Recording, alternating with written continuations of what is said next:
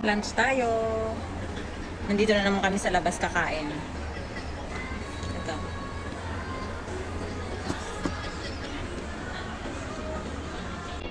Dito na naman kami kakain kasi meron siyang lesson.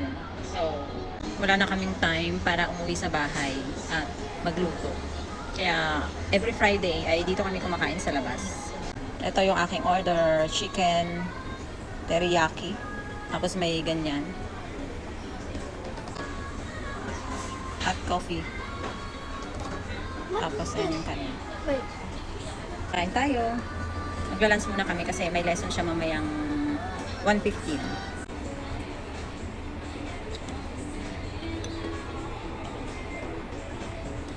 Tapos na kaming kumain. Pero nagpapahinga muna kasi mahaba pa naman yung oras namin. Pwede pa nga sana kami umuwi sa bahay kasi malapit lang naman. Andyan lang sa likod. Kaya lang, lakas ng ulan. Lakas ng ulan sa labas. Tapos kanina pa ako giniginaw. Yung kuko ko talagang nangingitim na sa sobrang lamig.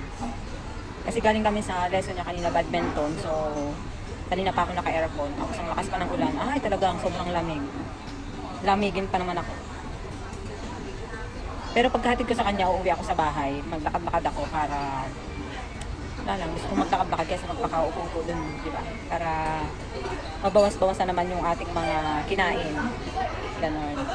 Nanonood na siya. Nagmamadali siya kaninang kumain kasi nga pinapayagan ko siyang manood sa phone kapag kami lang. Pag dito sa labas, pero pag nasa bahay, hindi. Kasi maraming mata doon makikita. Kaya pag dito sa labas, sikreto lang naming dalawa. Payat ko na talaga. Ito, di ba? Disiplina lang yan. Hanggat maaari nga ayaw kong kumain dito sa labas.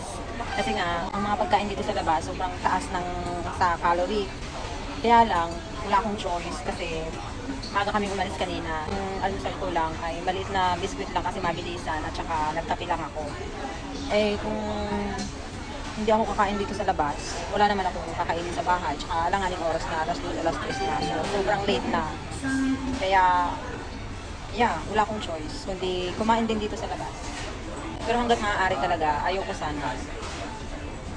Mas gusto ko sa bahay kasi yung simple lang ba na simpleng pagkain lang sa bahay. Disiplina lang yan. Payat-payat ko na. At parang gusto ko na siyang i-maintain, di ba? Parang ayoko nang magpataba ulit. Charing. Hindi naman mapipigilan yun. Lalo na, syempre, kapag dumating yung time na kasama ko yung pamilya ko, syempre, wala na kaming ibang gagawin kundi lumamon, di ba? Pa rin, kontrolado lang dapat. Pag tumatanda tayo, dapat maging health conscious. Ay, charing. Yung ganon. Alis na rin kami maya-maya, mga siguro 15 minutes. Lalakad na kami. Para pagdating doon ay hindi naman masyadong nagmamadali. So, yun lang. Bye. Have a nice day.